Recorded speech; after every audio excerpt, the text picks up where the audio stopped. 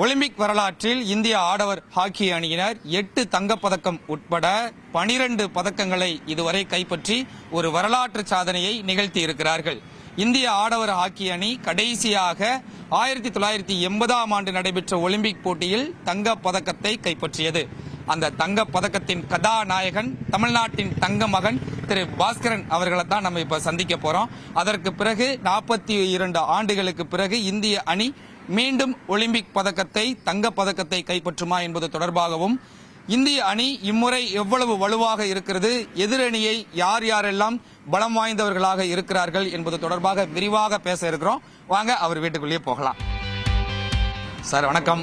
முதற்கண் நியூஸ் 18 தமிழ்நாடு சார்பாக நன்றியை தெரிவிச்சுக்கிறோம். ஒரு வரலாற்று சிறப்புமிக்க தங்க பதக்கத்தை கடைசியா கைப்பற்றி இருக்கீங்க 1980ஆம் ஆண்டு. அதற்கு பிறகு இந்திய அணி டோக்கியோ ஒலிம்பிக் போட்டியில கிட்டத்தட்ட 41 ஆண்டுகளுக்கு பிறகு வெண்கல பதக்கம் கைப்பற்றியது.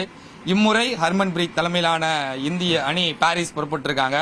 ஓவரால் டீம் கட்டமைப்பு எப்படி இருக்கு, நம்மளுடைய league match squads, quarter final, semifinal எப்படிலாம் இருக்கு அப்படின்றது தான் பேச போறோம். முதல்ல இந்த ஒலிம்பிக் திருவிழா உங்களுக்கு என்ன மாதிரியான ஒரு எக்ஸைட்மெண்ட்டை கொடுத்துருக்கு? இந்த ஒலிம்பிக் திருவிழா ஏன்னு கேட்டீங்கன்னா, பாரிஸில் வந்து செகண்ட் டைம் பண்ணுறாங்க. ஃபர்ஸ்ட் அவங்க தான் ஆரம்பித்தாங்க 1928. ஸோ அதுக்கடுத்தது பார்த்தீங்கன்னா பாரிஸில் வந்து நிறையவே வந்துட்டு ஸ்போர்ட்ஸ் கல்ச்சர் சொல்லுவாங்க இல்லையா, எல்லாமே ஸ்போர்ட்டிங் நேஷன் தான். அதால் நிறைய ஒர்க் பண்ணியிருக்காங்க. இன்னைக்கு ஒரு நியூஸ் என்னன்னா, நம்ம இந்தியன் ஹாக்கி டீம் 3வது டீமாவை வந்து பிரான்ஸில் போய் சேர்ந்துட்டாங்க. இன்னைக்கு நைட்டு, அதாவது 10 o'clock ஒரு ட்ரைனிங் கேம் ஆடுறாங்க, அவ்வளோதான். மற்றபடி ஒரு சந்தோஷம், யாருக்குமே இன்ஜரி இல்லை, டீம் நல்லா இருக்கு. நிறைய சப்ஸ்டாப் டீமோட போயிருக்காங்க. Thanks to hockey India and government of India. ஏன்னா நார்மலாக நீங்கள் வந்து ஆஸ்திரேலியன் கிரிக்கெட் டீமோ இல்லை ஃபுட்பால் டீம் பார்த்தா தான் ஒரு 16 பேருக்கு ஏற்ற மாதிரியே 12 சப்ஸ்டாஃப் இருப்பாங்க. அதாவது மசூரில் ஆரம்பித்து, ஃபிசியோவில் ஆரம்பித்து, டாக்டர்ஸ் ஆரம்பித்து, ட்ரெயினர், அசிஸ்டன்ட் கோச், ஃபோட்டோகிராஃபர் எல்லாம். இதெல்லாம் நமக்கு வந்துட்டு லாஸ்ட் ஒலிம்பிக்ஸ், அதாவது டோக்கியோவில் நடந்த ஒலிம்பிக்ஸ்லேருந்து நம்ம இந்தியன் டீம் வந்து அப்படியே அதை மாதிரி ஃபாலோ பண்ணிட்டு, அது ஒரு பெரிய ப்ளஸ் பாயிண்ட்டு எந்த ஸ்போர்ட்லையுமே. ஸோ அது நமக்கு வந்து இந்தியன் கவர்மெண்ட்டு ஹாக்கி இந்தியா நிறைய கொடுத்துருக்காங்க. ஃபர்ஸ்ட் நீங்கள் எடுத்தோன்னே ஹர்மன்பிரீத் சொன்னீங்க இல்லையா, ஹர்மன்பிரீத் நான் பேசினேன் போகிறதுக்கு முன்னே இவெண்ட் ஸ்விட்சர்லாண்ட். ஈ ஒன்லி சேஸ், அவன் என்ன சொல்கிறான்னா, என்னுடைய எல்லாருக்கும் வந்து எங்களுடைய பிளெஸிங்ஸ் தான் கொடுக்கணும், நீங்கள் மித்த நாங்கள் பார்த்துக்குவோம் தைரியமாக பேசினார். ஸோ அதுக்கடுத்து பார்த்தீங்கன்னா என்னுடைய கணிப்பு என்னென்னா, இந்த டீமில் வந்து லாஸ்ட் டைம் டோக்கியோவில் ஆடின 11 பிளேயர்ஸ் ஆடுறாங்க. 5 பேர் புது பசங்க. 5 பேர் தான் எனக்கு ரொம்ப இம்பார்ட்டன்ட். 5 பேர், சுக்ஜித் ஆகட்டும், ஜஸ்வந்த் ஆகட்டும் ஃபார்வர்ட் லைனில். அப்புறமா நமக்கு வந்து ஒரு ஆகாஷ் இல்லை, ஆனால் அதுக்கேற்ற மாதிரி 3 பேரும் புது பிளேயர் வந்து நமக்கு உண்மையிலேயே அவங்க தான் வந்து நம்ம மென் கிரிக்கெட்லையோ இல்லை புதுசாக இந்த யாதவ் மாதிரியோ இல்லை ஹர்திக் மாதிரியோ ஆடக்கூடிய பிளேயர்லாம் இருக்காங்க. ஆனால் இந்தியன் டீம் அந்த 11 பிளேயர்ஸ் வந்து இன்னொரு பெரிய விஷயம் என்னன்னா, ஹர்திக் வைஸ் கேப்டன், அவர் நல்லா ஃபாலோ பண்ணுவாங்க. நல்லா மேபி அவர் குறிச்சி அவர் வந்து ஸ்டாப் பண்ணக்கூடிய திறமை மற்ற டீம்லாம் யோசிச்சிருப்பாங்க. அடுத்தது ஹர்மன்பிரீத், அவரோட பெனல்டி கார்னர் தான் இன்னைக்கு டாப் 4. அவர் தான் இந்தியாவிலே, உலகத்திலே அவர் தான் இருக்கார் பெஸ்ட். அவரையும் கண்டிப்பாக அழகாக நோட் பண்ணுவாங்க எங்கே பண்ணுறாரு. அடுத்தது நம்மளுடைய ரொம்ப இம்பார்ட்டன்ட் சிஜேஷ் 4th ஒலிம்பிக்ஸ் ஆடுறாரு. மன்பிரீத்தும் 4th ஒலிம்பிக்ஸ் ஆடுறாரு. அது மாதிரி ஒரு 3 பிளேயர் வந்துட்டு ஜெர்மனியில் 4 ஒலிம்பிக்ஸ் ஆடுறாங்க. ஸோ அப்படின்னு பார்த்தீங்கன்னா, இந்த ஏன் நான் சொல்கிறேன், சிஜேஷ் வந்து ரொம்பவே வந்து சயின்டிஃபிக்காக ஆட கற்றுக்கினாரு. So he can be very very big force. Like last Germany match ஆடும்போது ஒலிம்பிக்ஸில் வந்து அவர் தான் அந்த 6 seconds to go ஒரு பெனல்டி கார்னர் அழகாக சேவ் பண்ணார். ஸோ அந்த மாதிரி அவருக்கு திறமை இருக்குது. ஸோ அவர்கிட்டையும் பேசினேன், எல்லாருக்கும் விஷ் பண்ணேன். பட் இப்போ நம்ம பூல் பியில் இருக்கும். இப்போ ஹாக்கியில் பார்த்தீங்கன்னா ரொம்ப டஃப்பாக இருக்க விஷயமே என்னென்னா, முதல் மேட்ச் கடந்து போகிறது தான். ஏன்னா எல்லாத்துக்குமே வந்து முதல் மேட்ச் கடந்தாவே வந்து மற்ற டீம் வந்து நம்ம டீமை பார்த்து பயப்படணும். நம்பர் 1, முதல் மேட்ச்லேயே நம்ம வந்து கடக்கலை இல்லை முதல் மேட்ச் ட்ரா பண்ணுவோம். அது என்ன ஆகுனா, நம்மளுடைய 4 வருஷமாக ட்ரெயின் பண்ண மெத்தட்லாம் வந்து எல்லா பிளேயருக்குள்ள டீமில் அதான் பெரிய பிரச்சனை. கொஞ்சம் ஒரு டவுட்ஃபுல்லாக இருப்பாங்க பிளேயர்லாம். வின் பண்ண ஓவர் கான்ஃபிடன்ஸ் கண்டிப்பாக பிளேயருக்குள்ள வரும். ஸோ எல்லா பிளேயருமே 90% கண்டிப்பாக பெர்ஃபார்மன்ஸ் கொடுப்பாங்க.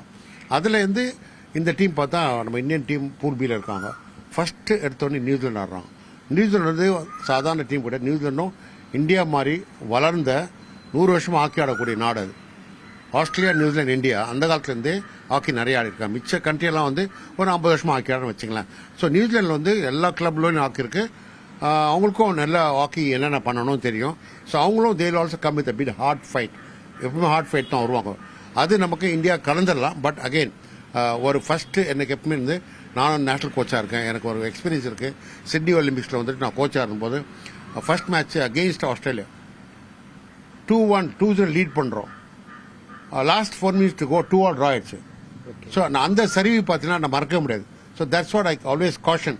முதல் மேட்ச் 3 points அடிச்சிடணும்.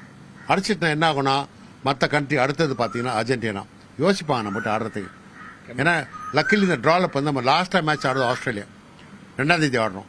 அதுக்கு முன்னெல்லாம் நமக்கு வந்து கொஞ்சம் அந்த வின் பண்ணிட்டாவே நம்ம அந்த மேட்ச்லேருந்து முதல் 4ல் டக்குன்னு தவிடலாம். ஸோ அந்த டஃப்னஸ் நம்ம டீமில் இருக்குது. அந்த குவாலிட்டியை கன்சிஸ்டண்ட்டாக ஆடணும், கிடைக்கிற சான்ஸை விடக்கூடாது. ஏன்னா பிகாஸ் நான் சொன்ன மாதிரி இந்தியன் ஹாக்கி டீம் வந்து நிறைய சொல்ல பண்ணியிருக்காங்க.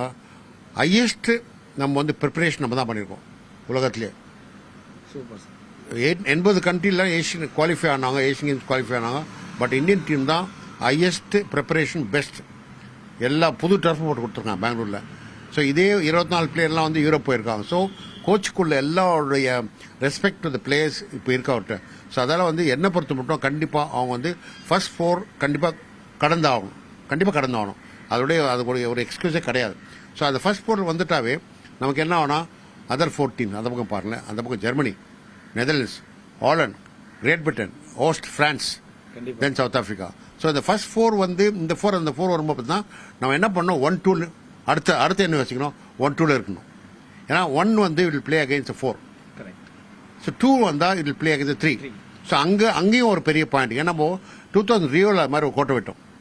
ஸோ நமக்கு ஒரு சில லெசன்ஸ்லாம் எதிர்க்கவே இருக்கு. அடுத்தது பார்த்தீங்கன்னா ஜெர்மனி யங்கஸ்ட் சைட் நம்மளது என்ன கேட்டால் Indian team 11 Olympians with bronze medal are going to second Olympics. Like Sindhu மாதிரி ஆர் நீரஜ் சோப்ரா மாதிரி அவர் second Olympics back to back win பண்ண பார்ப்பாரு. சிந்து வந்து வின் பண்ணான ஹேட்ரிக், பிகாஸ் சில்வர் பிரான்ஸ் இப்போ. ஸோ அது மாதிரி நம்ம இந்தியன் டீம் இருக்கு. ஸோ கான்ஃபிடன்ஸ்லாம் நல்லா இருக்கு. நிறைய யூரோப்பில் போய் ஆடியாச்சு. ஜெர்மனி டீம் ஆகட்டும், அர்ஜென்டினா ஆகட்டும், ஆஸ்திரேலியா ஆகட்டும், எல்லாருக்கும் ஆடியாச்சு. 2-3 தான் ஆடியாச்சு. ஸோ நம்முடைய என்னன்னா இந்த 80% எல்லா பேரும் கொடுத்தாகணுங்க. அது நான் அடிக்கடி சொல்றது விஷயம் தான். ஏன்னா 20% எல்லா உலகத்தில் இருக்க எல்லா பிளேயருமே தப்பு பண்ணக்கூடாது. மெஸ்ஸியே தப்பு பண்ணுவார், ஃபுட்பால் ரொனால்டோ தப்பு பண்ணுவார், நடாலும் தப்பு பண்ணுவார், ஜோக்கோவிச்சும் தப்பு பண்ணுவார். But not 80%. ஸோ அந்த 80% எல்லா பிளேயரும் 14 பேரும் ஆடிட்டாங்கனாவே ஒரு பெரிய நமக்கு வந்து வெற்றி. ஏன்னு கேட்டிங்கன்னா இன்னொன்று வந்து நம்ம புதுசாக அந்த ரூலில் வந்து 3 ஆல்டர்னேட் பேர் கொடுத்துருக்காங்க. அதுவும் நாங்கள் சொல்லி ஆகணும். ஏன்னா நிறைய பேருக்கு என்ன ஆல்டர்னேட் பேர்லாம் நிறைய பேர் கேட்குறாங்க, ஏன் ஒரு கோல் கீப்பர் தான் எடுத்து போகிறாங்க அப்படி கேட்குறாங்க. அதுக்கு தான் என்ன பண்ணிட்டாங்க ஐஓசி. ஏன்னா இந்த ஒலிம்பிக்ஸ் மட்டும் நடத்துறது international Olympic committee, not federation of international hockey. அது சம்பந்தம் கிடையாது. தோ தி கிவ் அம்பயர்ஸ். அதில் 3 ஆல்டர்னேட் எடுத்துக்காங்க. அதில் வந்து பத்தாக் ஒரு கோல் கீப்பர், அடுத்தது நீல்கந்த சர்மா லாஸ்ட் டைம் ஆடினவர், அடுத்தது குர்பாத் சிங். ஸோ இதில் என்ன நமக்கு வந்து வரும்னா யாருன்னா அடிப்பட்டா அடுத்த மேட்ச் ஆடுறதுக்கு நிறையவே ஒரு நடைமுறை இருக்கு. மெடிக்கல் கவுன்சில் டெஸ்ட் பண்ணுவாங்க, உண்மையிலே அடிபட்டிருக்கா இல்லை அவர் பேட் ஆடுறதால அடிபட்ட மாதிரி ஆக்ட் பண்ணுறாங்களா. ஸோ மெடிக்கல் கவுன்சில் அப்ளை பண்ண பிறகு தான் அவங்களுக்கு வந்து ஒலிம்பியன்ஸ்னு கொடுப்பாங்க, கார்டு கொடுப்பாங்க. அதே மாதிரி இப்போ டீம் கூட இருக்காங்க. இன்னைக்கு வந்து பத்தக் மெசேஜ் அனுப்பிச்சிருக்கான், தேங்க்யூ கோச் அப்படின்னு அனுப்பிச்சிருக்கான்.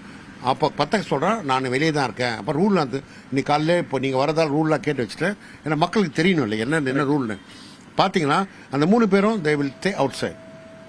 ப்ராக்டிஸ் பிச்சில் தான் பண்ண முடியும், போக முடியும். அதே மாதிரி மேட்ச் ஆடும்போது அவங்க டீமில் வரலாம். வந்தானா ப்ராக்டிஸ் பிச்சில் தான் பண்ண முடியும். அவங்க ரெகுலர் பிச்சில் உள்ள இறங்க முடியாது. ஸோ இதுதான் ரூல். எல்லாருக்குமே தெரிஞ்சாகணும். நிறைய பேர் சொல்லுவாங்க ஏன் இது மாதிரி கொண்டு போகிறாங்க. எல்லாருக்கும் இந்த ரூல் தான். ஸோ அப்படின்னு பார்க்கும்போது இந்தியன் பெர்ஃபார்மன்ஸ் வந்து என்ன பொறுத்த மட்டும் எல்லாரும் விரும்புறது. இன்ஃபேக்ட் பிபிசி மற்ற எல்லாருமே கேட்டிருக்கு. நான் சொன்னேன் இந்தியா கண்டிப்பாக போடியமில் இருப்பாங்க, ஷுவராக இருப்பாங்க. பட் அதுக்கு எந்த லெவல்னா அந்த ஃபர்ஸ்ட் மேட்ச் வந்து வின் பண்ணாவே நம்ம வந்து சொல்லிடலாம். ஏன்னா ஃபர்ஸ்ட் மேட்ச்சில் நீங்கள் சப்போஸ் ஒரு 3-0 வின் பண்ண வச்சிங்களேன், that's end of it. Will top the pool. ஏன்னா நியூசிலாந்து வந்து எப்பவுமே ரொம்ப எல்லாம் பார்த்தீங்கன்னா 95 kg 6'2" இருப்பாங்க எல்லாருமே. எப்பவுமே நியூசிலாந்து ஆஸ்திரேலியா மாதிரி இருப்பாங்க. ஏன் சேம் பிரீட் தானே. ஆனால் அந்த வித நம்ம இந்தியா வின் பண்ணியிருக்கோம். கடைசியாக வந்து இந்தியா வந்து ரொம்ப ஒரு வருஷம் ஆச்சு ஆடி அவங்க. ஸோ அவங்களும் வந்து இந்தியன் டீமை ஃபாலோ பண்ணுவாங்க, வீடியோகிராஃபர் ஃபாலோ பண்ணுவாங்க, அனலிஸ்ட். ஏன்னா இப்போ மோஸ்ட் சயின்ஸுங்க ஸ்போர்ட்ஸ் வந்து நம்ம வந்து நேம் வச்சு நம்ம வந்து இப்போ வின் பண்ண முடியாது, நேம் வச்சு ஆட முடியாது. எல்லாமே சயின்ஸ் இன்வால்வ். எந்த சயின்ஸு பிளேயருக்கு உருவாக்கியிருக்கோம், பிளேயர் விரும்புகிறாரோ அந்த டீம் தான் கண்டிப்பாக மெடல் பண்ணியிருக்க முடியும் இப்போ இருக்க காலத்தில். ஏன்னா இட் இஸ் நாட் தட் நான் வீரமாக ஆடுவேன், போய் ஜெயிச்சிடுவேன், என்கிட்ட நிறைய சத்து இருக்குது, எனக்கு நிறைய காசு கொடுத்துருக்காங்க. நோ, யார் நிறைய மூளை, யார் சயின்ஸை கண்டிப்பாக ஃபாலோ பண்ணணும், எந்த சமயத்தில் எந்த ஃபாஸ்ட் ஆடணும், எந்த சமயத்தில் கோலை தடுக்கணும், எந்த சமயத்தில் நம்ம கொஞ்சம் ஃபாக்ஸாக இருக்கணும், நிறைய மாதிரி இருக்கணும் கிரவுண்டில். எப்படி நம்ம டிலே பண்ணணும், ஹாக்கியில் டிலேலாம் பண்ண முடியாது, டிலே பண்ணால் எல்லோ கார்டு. ஸோ அதுக்குள்ள தகுதியெல்லாம் நிறைய பேர் நம்மகிட்ட இருக்காங்க. மன்பிரீத் தகுதி இருக்குது, ஹர்மன்பிரீத் தகுதி இருக்குது, ஹர்தீக் தகுதி இருக்குது நம்ம டீமில். அந்த மாதிரி சில ஒரு 5-6 ஒரு வெரி இம்பார்ட்டன்ட் ஸ்பெஷல் பிளேயர் என்கிட்ட இருக்காங்க. அதெல்லாம் அவங்களாம் அந்த ஸ்பெஷல் பிளேயர் வந்து அவங்களுடைய திறமையை வந்து அழகாக எப்போ ஆடுற மாதிரி ஆடினா போதும், அதுக்குன்னு ஸ்பெஷலாக எதுவும் கொடுக்க தேவையில்லை. பட் இதெல்லாம் பண்ணான்னா கண்டிப்பாக இந்தியன் டீம் லாஸ்ட் டோக்கியோ மாதிரியே, லாஸ்ட் டோக்கியோ நம்ம எதிர்பார்க்கல, ஏன்னா கோவிட் அந்த எல்லா பிரச்சனையும் இருந்தது. ஆனால் பட் அந்த 2 மேட்ச் வின் பண்ணணும். ஏன்னா லாஸ்ட் மேட்ச் பார்த்தீங்கன்னா ஆஸ்திரேலியா மேலே 5 கோல் வாங்கணும் எடுத்தோடனே. ஸோ அது மாதிரி ஏன்னா இதான் நடக்கக்கூடிய இருக்கு. ஏன்னா எல்லாருமே வந்து ப்ரிப்பேர்டாக வந்திருக்காங்க. கிட்டத்தட்ட 85 கண்ட்ரிஸ் குவாலிஃபை வந்திருக்காங்க ஹாக்கியில். எல்லா 12 கண்ட்ரிஸும் நம்ம எதுவுமே வந்து ஈஸி ரவுண்ட் சொல்ல முடியாது. நிறைய பேர் இப்பயே சொல்கிறாங்க நம்ம டஃப் ஃபுல்ல இருக்கும். எல்லாமே டஃப் தான், எல்லா மேட்சும் டஃப், இன்க்ளூடிங் அயர்லாண்டு ஒரு மாதம் முன்னே நெதர்லாண்ட்ஸ் வின் பண்ணியிருக்காங்க. அயர்லாண்டை வந்து யாருமே நம்பலை, அயர்லாந்து வந்து ஜெர்மனி ட்ரா பண்ணியிருக்காங்க. So Ireland also be tough match. நம்ம அடுத்த மேட்ச் அயர்லாந்து தான் ஆடும், அடுத்த முடிச்சுட்டு. ஸோ அதெல்லாம் பார்த்தீங்கன்னா எல்லாமே நமக்கு வந்து கரெக்டாக கடந்து போகிறது வந்து எப்படின்னா டீமாக போகிறாங்க, டீமாக வந்து ட்ரெயின் பண்ணியிருக்காங்க. அதுதான் அடிக்கடி சொல்கிறேன், நம்ம தான் இந்தியன் ஹாக்கி டீம் தான் நிறைய ப்ரிப்பரேஷன் நல்லா பண்ணியிருக்காங்க. நிச்சயமா சார். 1980 மாஸ்கோ ஒலிம்பிக் போட்டியில் நீங்கள் கோல்டு மெடல் வாங்கினதுக்கும் அப்போ இருந்த பிளேயிங் ஸ்டைல், கேம், பிச், அந்த இது எல்லாமே டோட்டலாக இப்போ தலைகீழாக மாறி இருக்கு. 4 குவார்ட்டர்ஸ் பயங்கரமான ஸ்பீட் கேம் ஆயிடுச்சு. நீங்கள் சொன்ன மாதிரி டிலே பண்ண முடியாது, கார்டு வந்துடும், இன்ஜூரி நிறைய ஆகக்கூடிய வாய்ப்பு இருக்குது. இப்போ ஃபுல்லாக டர்ஃப் ஆயிடுச்சு. ஸோ அந்த என்விரான்மெண்ட், அந்த playing style, rules and regulation இதெல்லாம் எப்படி டோட்டலாக மாறி இருக்குன்னு நினைக்கிறீங்க? முதல்ல ஃபர்ஸ்ட் வந்து டியூரேஷன் மாறி இருக்கு, 70 மினிட்ஸ். இப்போ வந்து 4 குவார்ட்டர்ஸ், லாஸ்ட் ஒலிம்பிக்ஸ் 4 குவார்ட்டர்ஸ் ஆச்சு. அது வந்து கேமை வந்து இன்னும் நல்லா ஆட திறமைக்கு நிறைய ரோலிங் சப்ஸ்டியூட் பண்ணலாம் அப்படின்னு தான் அதை ரூல் கொண்டு வந்தாங்க. இப்போ நான் ஆடும்போது 80 பார்த்தீங்கன்னா இன்க்ளூடிங் 84, 88 பார்த்தீங்கன்னா ஆஸ்ட்ரோ டர்ஃப் தான், கேன் பி பாலிட்டன். இந்த டர்ஃப் வந்து லெஸ் வாட்டர் போகிறது. அது நம்ம வந்து அதுதான் சொன்ன கவர்மெண்ட் ஆஃப் இந்தியா வந்து நிறைய செலவு அதே மாதிரி டர்ஃபை பெங்களூரில் போட்டிருக்காங்க. ஸோ அதெல்லாம் இந்தியன் டீமுக்கு வந்து ப்ளஸ் அட்வான்டேஜ் தான். நம்ம எக்மோர் ராதாகிருஷ்ணன் ஸ்டேடியம்லையும் அது வந்து லிட்டில் பிட் ஸ்லைட்லி க்ளோஸராக இருக்கலாம், பட் அந்த டர்ஃபே கிடையாது. அந்த டர்ஃப் வேறு, இந்த டர்ஃப் வேறு, கண்டிப்பாக வேறு. ஏன்னா இந்த ட்ரைனிங் பிச் வந்துட்டு இப்போ தான் அப்ரூவ் பண்ணாங்க.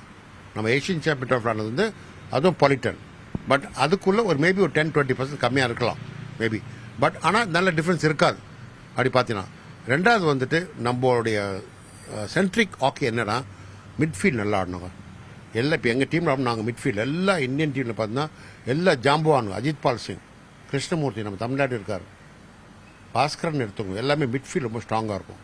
அதே மாதிரி இப்போ மிட்ஃபீல்டு எப்படி பாருங்கள், ஹர்திக் இருக்கான், மன்பிரீத் இருக்கான், ஜஸ்பின்பிரீத் இருக்கான், விவேக் சாகர் இருக்கான். ஸோ அந்த மிட்ஃபீல்டு வந்து உலகத்தில் எந்த டீமில் கிடையாது. அந்த மிட்ஃபீல்டில் வந்து எப்படி ஆடும், ஏன்னா மிட்ஃபீல்டில் வந்து இந்தியன் ஆப்போனன்ட் டீம் வந்து கண்டிப்பாக மார்க் பண்ணுவாங்க, ஆட விட மாட்டாங்க. அதெல்லாம் ஏமாற்றி அவங்க எப்படி ஆடுவது தான் நம்மளுடைய திறமை. ஏன்னா மிட்ஃபீல்டில் ஏதாவது நீ தப்பு பண்ணிங்கன்னா 2 பக்கமும் மாட்டிக்குவோம். நீ ராங் பாஸ் போட்டிங்கன்னா அந்த பக்கம் கவுண்டர் அட்டாக் ஆகிடும். இங்கே நீ கொஞ்சம் லேசி ஆடினா இங்கே கோல் ஆயிடும். ஸோ அதுதான் மிட்ஃபீல்டு வந்து பேக் போன் சொல்லுவாங்க எல்லாமே. மிட்ஃபீல்டு வந்து நம்ம இந்தியன் டீம் ரொம்ப நல்லா இருக்கு, அதை எப்படி யூஸ் பண்ணணும் அதுதான் முதலே சொன்னேன். ஹர்திக் அந்த மாதிரி இந்த டர்ஃபில் வந்து ஃபாஸ்ட்டாக இருக்கும், பால் ஈஸியாக மூவ் ஆகும். ப்ளஸ் இங்கே வந்து இந்த ஸ்வீப் ஷாட்லாம் கொஞ்சம் கேர்ஃபுல்லாக ஆடணும். அண்ட் ப்ளஸ் இந்த பேக் ஹேண்ட் ஷாட்லாம் வேறு மாதிரி ஆகும். இந்த 15-15-15 4 குவார்ட்டர் வந்து எல்லா குவார்ட்டரும் வந்து ஃபைனல்ஸ் மாதிரி தான், எல்லா குவார்ட்டரும் ஃபைனல்ஸ் மாதிரி தான். ஏன்னு கேட்டிங்கன்னா டக்கு லீடு எடுத்தால் அந்த 15 மினிட்ஸில் ஆப்போனன்ட் டீம் இன்னும் உங்கள் மேலே ஏறி விளையாடுவாங்க. ஸோ எல்லாருக்கும் 2 சான்ஸ் இருக்குது. 2 கோல் டவுனாக இருந்தாலும், இப்போ இந்தியன் டீம் வந்து 2 கோல் டவுனாக இருந்தாலும் 3 கோல் போடுறாங்க. So that is the fineness of the current rule. இந்த 4 குவார்ட்டரில் பார்த்தீங்கன்னா எல்லாருக்கும் வாய்ப்பு இருக்குது. லாஸ்ட்டு 3 செகண்ட்ஸில் கூட கோல் அடிக்கிறாங்க. 3 செகண்ட்ஸ் கரெக்ட். 3 செகண்ட்ஸில் இப்போ நம்ம வந்து ஏஷியன் சாம்பியன் ட்ராஃபி சென்னையிலே பார்த்தோம். நம்ம 3 கோல் டவுன் மேட்ச் வின் பண்ணுமா இல்லையா, லாஸ்ட் 4 மினிட்ஸில் தான் வின் பண்ணோம். லாஸ்ட் குவார்ட்டர்லாம் கோல் அடித்தோம். ஸோ அதால் வந்து இந்தியன் டீம் கிட்ட குவாலிட்டி எல்லாமே இருக்கு. அப்பாட்னா ஹாக்கிக்கும் ஹாக்கி வந்து சேம் தான், but it's much faster, injury prone, duration கம்மி, ப்ளஸ் வந்துட்டு ரொம்ப இந்தியன் கோல் கீப்பர்ஸ்லாம் இப்போ வந்து எஸ்பெஷலி சிஜிஎஸ் வந்து ஒரு 4 ஒலிம்பிக்ஸ் ஆடுறான்னா it's definitely and not a joke. 16 வருஷம் ஒரு 4 ஒலிம்பிக்ஸ் ஆடுறா அது கோல் கீப்பிங் வந்து ஆடுறது வந்து ரொம்பவே கஷ்டம். அதுக்கு முன்னாடி 4 ஒலிம்பிக்ஸ் வந்து கரண்ட் ஹாக்கியில் ஆடினது தன்ராஜ் பிள்ளை தான். மன்பீத் வந்து மிட்ஃபீல்ட் ஆடுறாரு. ஆனால் பட் இதெல்லாம் நான் ஏன் சொல்கிறேன்னா, பட் இவ்வளோ எக்ஸ்பீரியன்ஸ் இருந்தோம் நம்ம லாஸ்ட் இயர் நம்ம எதிர்பார்க்கல, இந்த வருஷம் எதிர்பார்க்குறோம். மோர் தென் பிரான்ஸ் என்ன பட்டு மோர் தென் பிரான்ஸ். எனக்கு டீம் குவாலிட்டி நல்லா இருக்கு. கண்டிப்பாக அவங்க மெடலோட நல்ல பெட்டராக அதாவது பிரான்ஸோட பெட்டராக மெடல் வந்து ஆடுவாங்க, வின் பண்ணுவாங்க என் நம்பிக்கை இருக்கு. நிச்சயமா சார். லாஸ்ட் டோக்கியோ ஒலிம்பிக் போட்டியில நம்ம கிட்டத்தட்ட 41 இயர்ஸுக்கு அப்புறம் ஒரு பிரான்ஸ் மெடல் வின் பண்ணோம். அந்த டீம்லயும் தமிழ்நாடு பிளேயர்ஸ் யாருமே இல்லை. இப்போ போகக்கூடிய பாரிஸ் ஒலிம்பிக் போட்டியிலையும் நம்ம தமிழ்நாடு பிளேயர்ஸ் யாருமே இல்லை. லாஸ்டா நம்ம 1980s கோல்டு மெடல் வாங்கின Indian team captain Tamil Nadu. So ஒரு தமிழ்நாடு பிளேயரா ஒரு இந்தியன் டீம் கோச்சா இதை நம்ம எப்படி எடுத்துக்கிறது? இதை கடந்து போக முடியாது, அவ்வளவு சீக்கிரமா யாருனாலையும் கடந்து போக முடியாது. அவ்வளோ ஹாக்கி லவர்ஸ் நம்ம தமிழ்நாட்டில் இருக்காங்க. கோவில்பட்டின்னு ஒரு கிராமமே ஒரு ஊரே வந்து ஹாக்கிக்காக அவ்வளோ பிளேயர்ஸை வந்து உருவாக்கி இருக்கு. ஸோ இதுக்கு என்ன காரணம்? இந்த நிலைமை மாறணும் அப்படின்னா என்ன பண்ணணும்னு நினைக்கிறேன்? நமக்கு வந்து யாரையும் குறைய சொல்லாது, நம்ம ஸ்ட்ரக்சர் ஆஃப் ஹாக்கி மாற்றணும். அதாவது இப்போ இருக்க நிலைமையில் பார்த்தா வேர்ல்டு லெவல் ஹாக்கி பார்த்தீங்கன்னா இந்த கேட்ச் செம்மி அங்கே இந்த ஸ்போர்ட்ஸ் ஹாஸ்டல் அது ஒரு பக்கம் இருக்கலாம். ஆனால் பட் எப்படி கிளப் லெவல் அப்படி ஹாக்கி ஆடுறாங்க பார்த்தீங்கன்னா பெல்ஜியம், நெதர்லாண்ட்ஸ் பிறந்த குழந்தைக்கு ஹாக்கிஸ்டுக்கு தான் கிஃப்ட் தராங்க, குடும்பமே ஆடுறாங்க. மியூனிக்கில் இப்போ நீ கோயில்பட்டின்னு சொன்னீங்க, மியூனிக்கில் வந்து எனக்கு இன்னமும் ஒரு 100 ஃபாலோவர்ஸ் இருக்காங்க. எவ்ரி மந்த் 100 கார்டு அனுப்புகிறாங்க. ஸ்கூல்ஸில் ஆட்டோகிராஃப் வாங்குறாங்க. அது ஒன்று. நான் ஏன் என்ன சொல்கிறேன்னா, அந்த லெவல் வந்து ஹாக்கி வந்து தமிழ்நாட்டில் வரணும்னா ஸ்ட்ரக்சர் மாற்றணும். ஸ்ட்ரக்சர்னா we need proper coaching system. Proper coaching system கண்டிப்பாக இருக்கணும். இப்போ இருக்குதுன்னு இல்லை, என்னை பொறுத்த அது போதாது. என்ன பொறுத்த மட்டும் இந்த யூடியூபோ இல்லை லேப்டாப்லையோ இல்லை அனலிட்டிக்கல் பண்ணுறது முதல்ல வந்து 112 வந்து பெர்ஃபெக்ஷன் கண்டுபிடிக்கணும். என்ன perfection? Hitting perfection, scoring perfection, dribbling perfection, aerial ball perfection எல்லாமே பெர்ஃபெக்ட் பண்ணாது. இப்போ அகாடமியில் தான் நடக்குது. பட் பெர்ஃபெக்ஷன் வரணும். இப்போ வந்து ஒரு அண்டர் 14 பாய்ஸ் ஆஸ்திரேலியா ஆடுறது எப்படி பார்த்தீங்கன்னா இல் பிளே லைக் இந்தியன் 19 years பாய். இப்போ நம்ம ஜூனியர் இந்தியா இப்போ எனக்கு வந்து இந்த கொஸ்டினில் என்ன கவலைனா இருக்குன்னா, தமிழ்நாடு இல்லைன்னு ஒரு பெரிய கவலை தான். கடைசியாக ஒலிம்பிக்ஸ் ஆடினது வந்து 2004 வந்து ஆடன் செட்டில் தான் ஆடினார் கோயம்புத்தூர்ல இருந்து. அதுக்கப்புறம் வந்து நம்ம ஒன்றும் அந்த 30 கூட போகல, பெஸ்ட் 30 போகல. 35, 36 கார்த்திக் இருந்தார். அவர் என்ன காரணம் சொல்லணும், கொஞ்சம் ஸ்லைட்டாக பேக்டாக போயிட்டார். மற்ற ஜூனியர்ஸ் வந்துட்டாங்க. பாருங்களேன், you get only chance only once. இப்போ கார்த்திக் மேலே குறை சொல்ல முடியாது, but you have to work very hard. அவர் வந்து இது வந்து தளர விடக்கூடாது. நெக்ஸ்ட் வேர்ல்ட் கப் இருக்குது, அவர் ஒர்க் பண்ணணும், தனியாக ஒர்க் பண்ணணும். ப்ளஸ் நம்ம ஹாஸ்டல்ஸ்லாம் என்ன பண்ணணும், என்னை பொறுத்த மட்டும் ப்ராப்பராக ஸ்ட்ரக்சர் வேணுங்க. ஸ்ட்ரக்சர் என்ன, இப்போ இந்தியன் ஹாக்கி டீமில் என்ன கொடுக்குறாங்க, 550 rupees per day தராங்க. அதை நம்ம ஹாஸ்டல் பசங்க கொடுக்கணும். Coaches should be highly paid. கோச்சஸ்க்கு இந்த ஒரு டீம் வச்சு ஆடணும். ஒரு 4 டீம் வைக்கணும் இந்தியாவில். சவுத்தில் வைக்கலாம், கோயில்பேட்டில் ஒரு டீம் வைக்கலாம், திருச்சியில் ஒரு டீம் வைக்கலாம். அவங்க வந்து அடிக்கடி மேட்ச் ஆடணும். அந்த 4 பேருக்குமே வந்து நல்ல கோச், அதே ஸ்டாண்டர்ட் கோச். இப்போ இந்த கோச் என்ன பண்ணுறாரோ அந்த கோச் அடுத்த கோச் அதான் பண்ணணும். திருச்சி கோச் என்ன பண்ணுறாரோ மதுரை கோச் அதை தான் பண்ணணும். ஸோ நமக்கு அந்த பிரச்சனை அங்கே தான் இருக்குது. சில பேர் 4-4ன்னுவாங்க, சில பேர் 3-3ன்னுவாங்க. பட் அதுக்கு ஆடக்கூடிய எக்யூப்மெண்ட் என்ன ஹாக்கியில்? Perfect passes, perfect stoppage, aerial ball, scientific hockey, இதெல்லாம் நமக்கு வந்து கொஞ்சம் நமக்கு பின்தங்கி இருக்கும். இதுதான் ஒரு பெரிய பிரச்சனை. அதர்வைஸ் தமிழ்நாட்டில் ஹாக்கி இருக்கு, பட் அது வந்து ஹாக்கி இருக்குன்னு தான் பேர். There lot of different between MGR மூவியும் சிவாஜி மூவியும் இல்லையா? அந்த மாதிரி வந்து கிளாஸ் பார்க்கும்போது பார்த்தீங்கன்னா வி நீட் டு யூனோ இந்த லைனில் போகணும். என்னை பொறுத்த மட்டும் யாரையும் ப்ளேம் பண்ணாத, கவர்மெண்ட்டை ப்ளேம் பண்ணாத, ஸ்ட்ரக்சர் ஆஃப் கேம் இப்படி மாற்றணுங்க. ஸ்ட்ரக்சர்னா என்ன? இது பேசிக் நான் சொன்னது. எல்லாம் சாயில் பண்ணுறாங்க, எடையில் பண்ணுறாங்க. But how for? பந்து பிடிச்சா ஓடக்கூடாதுங்க. நான் ஏரியல் பிள்ளை போட்டால் ஸ்ட்ரீட்டில் கரெக்டாக வேணும் ஆப்போனண்ட்டுக்கு. டேக்கிள் பண்ணால் பெனல்டிக்கான ஆகக்கூடாது. டி உள்ள காலை கொடுக்கக்கூடாது, பெனல்டிக்கான. ஸோ இதெல்லாம் தான் பேசிக்ஸ். வந்து யூரோப்பியன்ஸ் ஆர் மச் பெட்டர் நம்மக்கிட்ட. இப்போ நம்ம என்ன பண்ணுறோம், சீனியர் டீமில் போன பிறகு அதெல்லாம் நம்ம கற்றுக்குறோம். அதான் இந்தியன் கேம்பில் போன பிறகு தான் கற்றுக்குறோம். ஸோ 130 million பீப்புளில் 30 பேர் தான் பெனிஃபிட் ஆகிறாங்க. புரியுதுங்களா? இங்கே 10 கோடி மக்கள் இருக்காங்க தமிழ்நாட்டில், எத்தனை பேர் பெனிஃபிட் ஆகிறாங்க? சரி, இந்த கோச்சிங் வந்து நாட் ஒன்லி ஹாக்கி, எல்லா கேமும் இப்படி தான் இருக்கணும். ஸ்ட்ரக்சரல் சேஞ்ச் வந்து பக்காவாக இருக்கணும். In line with the world hockey. புரியுதுங்களா? ஸோ அதுக்கு வேண்டி நமக்குலாம் ஒரு பெரிய கமிட்டியை வச்சுட்டு அதுக்கு வேண்டிய கோச்சஸ்க்கு என்ன வேணும், எக்யூப்மெண்ட்ஸ் எல்லாம் இருக்குது இல்லைன்னு சொல்ல, but how it will use. இப்போ நான் என்ன பார்த்தா கோல் கீப்பர்னு சொல்கிறீங்க, இப்போ சிஜேஸ்க்கு அப்போ யார் கொஸ்டின் மார்க். பத்தக் சொல்கிறீங்க, பத்தக்கு வந்து ரெகுலராக அந்த கோச் ஆளுக்கு பயப்படுறாரு. ஸோ நானும் ஒரு கிட்டத்தட்ட ஒரு 8 இயர்ஸ் சொல்கிறேன், நம்மக்கிட்ட ஒரு 40 கோல் கீப்பர் இருக்கணும் இந்தியாவில், இவ்வளோ பெரிய கண்ட்ரியில் 40 வீரமான ஒரு கோல் கீப்பர், பிரேவான ஒரு கோல் கீப்பர் இல்லையா?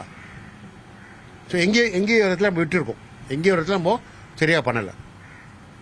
இப்போ வந்து நெக்ஸ்ட்டு ஃபார் எக்ஸாம்பிள் அதை பண்ணக்கூடாது, பட் சிஜிஎஸ்க்கு இதாக ஆச்சுன்னா என்ன பண்ணுவீங்க? Very important position.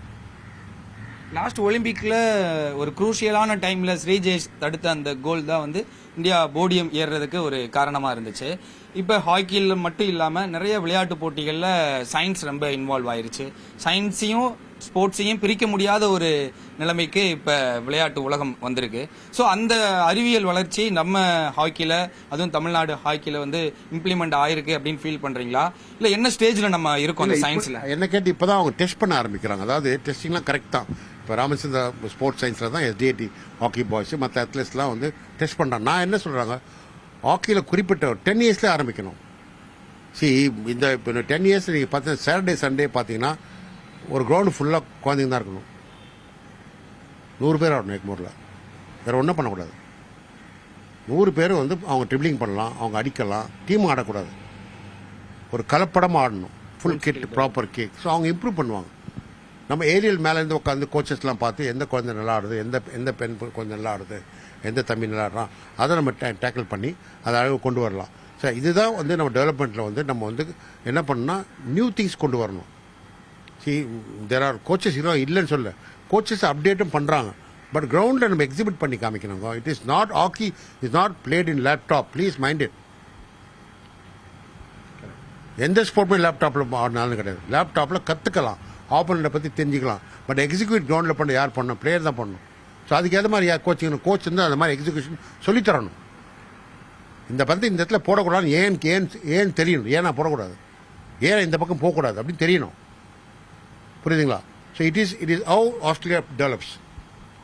Australia develop பண்ணால் எல்லா கோச் எப்படி பண்ணுவார்னா 10 வயசுல ஒரு அந்த பையனை கேட்பார் கொஸ்டின், அந்த பையன் கொஸ்டின் ஆன்சர் பண்ணி ஆகணும்.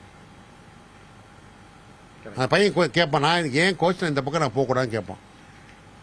அவன் என்ன சொல்லுவான், இந்த இடத்துல நீ போனீங்கன்னா நிறைய ஸ்பேஸ் கம்மியாக இருக்குது, போகக்கூடாது. ஆன்சர் உடனே கோச் சொல்லுவார். ஸோ அப்போ அந்த பையனுக்கு வந்து கோச் கரெக்டாக சொல்லியிருக்காரு, நான் அந்த பக்கம் போக மாட்டேன், நான் இந்த பக்கம் போவேன்.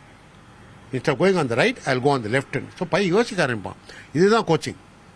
இப்போ எல்லாத்துக்கும் நம்ம கோச் இருக்காங்க இல்லைன்னு சொல்ல, பட் அந்த அப்டேட்டு எல்லாருக்கும் அந்த வாய்ப்பு வந்து கொடுக்கும்போது அந்த லெவல் தான் பண்ணணும். எடுத்தோடனே நான் மேட்ச் ஆட போகிறேன். இப்போ தமிழ்நாடு ஸ்கூல் நடத்தியிருக்காங்க, ரொம்ப பெரிய விஷயம். இதுலேருந்து கிட்ட ஒரு 200 பேர் எடுத்துருக்கணும், நேரம் கழிச்சிருப்பாங்க. கிடைச்சி பெரிய லெவலில் கோச்சிங் பண்ணணும் அவங்களுக்கெல்லாம். புரியுதுங்களா? ஏன்னா இட் இஸ் நாட் லைக் இப்போ நம்ம வந்து இன்னொரு பெரிய வந்து நமக்கு வந்து தடுக்கிறதுனா எஜுகேஷன் சிஸ்டம்.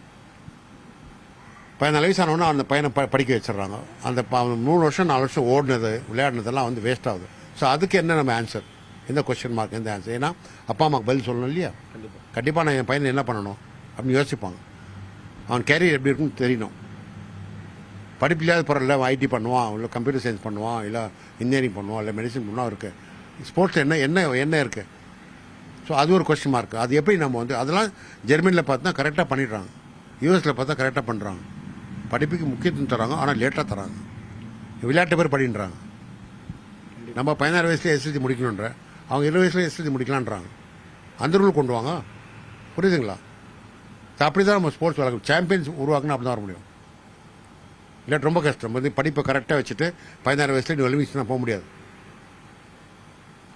ஸோ அதுதான் நம்மளுடைய ஃபாலோஅப். வந்து சிஸ்டம் வந்து இப்போது வந்து ஸ்கூலில் வந்து கரெக்டாக வந்து ஸ்போர்ட்ஸ்க்கு என்ன சிஸ்டம் இருக்குது, அந்த பையன் ரொம்ப நல்லா இருக்கானா, அவனை என்ன பண்ணணும், பரவாயில்ல, அவனை தனியாக ஒலிம்பிக்ஸ் போய்ட்டு போய் சொல்லுவாங்க, வேர்ல்ட் கப் போன மாதிரி சொல்லுவாங்க.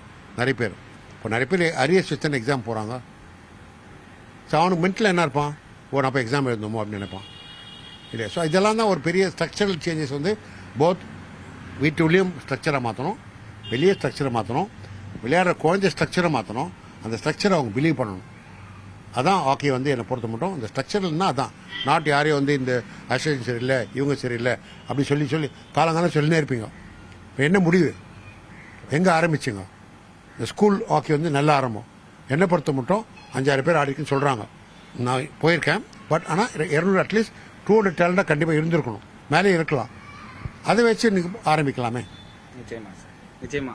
அடிப்படையா பள்ளியிலிருந்து ஒரு வீரனை அடையாளம் கண்டு அவனை வளர்த்தெடுத்து சர்வதேச அரங்கில் ஒலிம்பிக் லெவலில் எடுத்துட்டு போகணும் அப்படின்றது ஹாக்கி விளையாட்டில் ஒரு நிதர்சனமான உண்மையா பார்க்கப்படுது.